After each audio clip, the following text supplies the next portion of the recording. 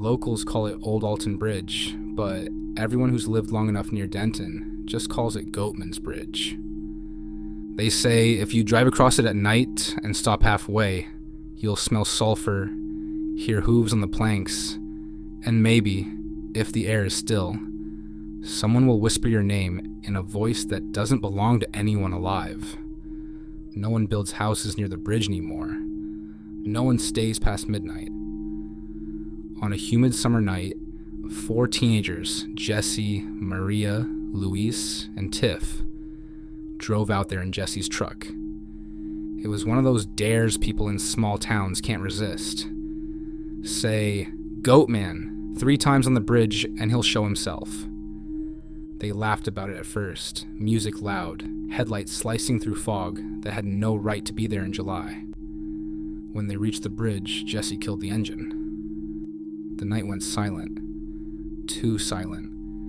Even the crickets stopped. Maria told the story as they sat in the truck bed, drinking cheap beer. Back in the 1930s, she said, there was a goat herder named Oscar Washburn. Everyone called him the Goatman. Sold milk and cheese to the white folks in Denton. They said he was kind, but some men didn't like that a black man was doing well. One night, they dragged him to this bridge, tied a noose around his neck, and tossed him over. When they looked down, the rope was empty. The Goatman was gone. Next day, those men's families were missing too. Luis snorted. Sounds like Campfire Bull. But Maria only looked at him and whispered, "Say his name 3 times then." He did. Goatman. Goatman. Goatman. The wind picked up. Somewhere below the bridge, something splashed. Too heavy for a fish. Then came a smell, like rotten eggs and wet fur. Probably sulfur from the creek, Jesse said, forcing a grin. But the sound grew louder, hooves clacking on the wooden planks, coming closer. Tiff whispered, "Goatman!" The headlights flickered and died. The fog rolled across the bridge like breath. In it, something moved on all 4s, then rose slowly until it stood tall. Too tall. Its outline was human, but its legs bent the wrong way. Horns curved from its head, and its eyes burned red like the tips of cigarettes. It carried something in its hand, a rusted axe.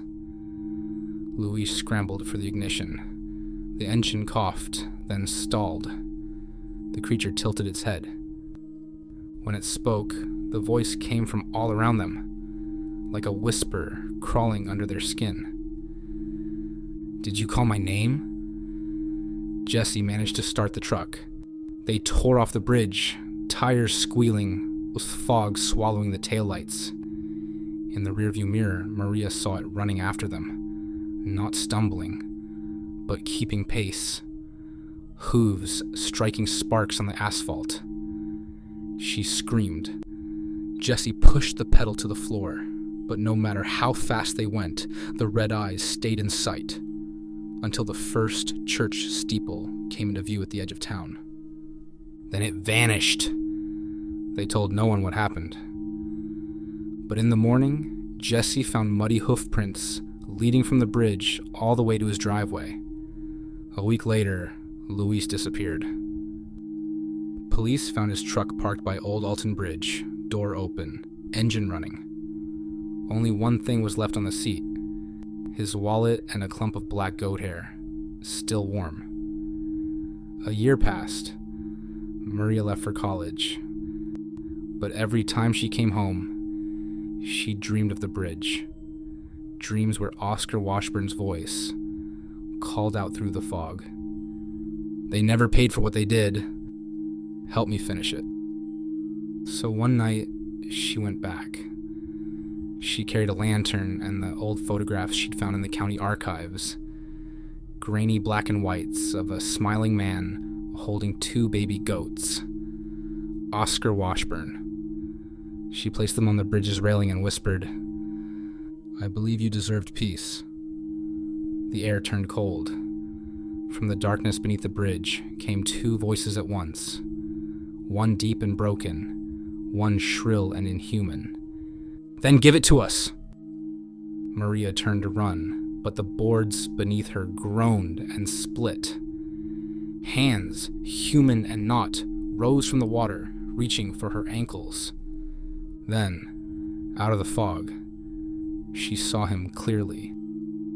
The Goatman, towering, bleeding, eyes full of centuries of rage. But when she held up the photo, the creature stopped. For a heartbeat, its features flickered between beast and man.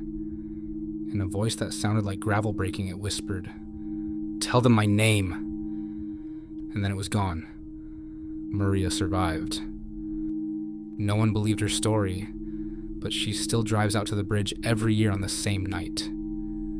She lights 2 candles, one for Oscar Washburn, and one for the thing he became.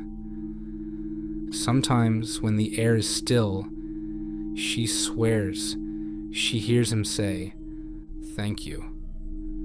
But others who come after her aren't so lucky. The ones who mock, who laugh, who dare to speak his name 3 times. They say the bridge still screams,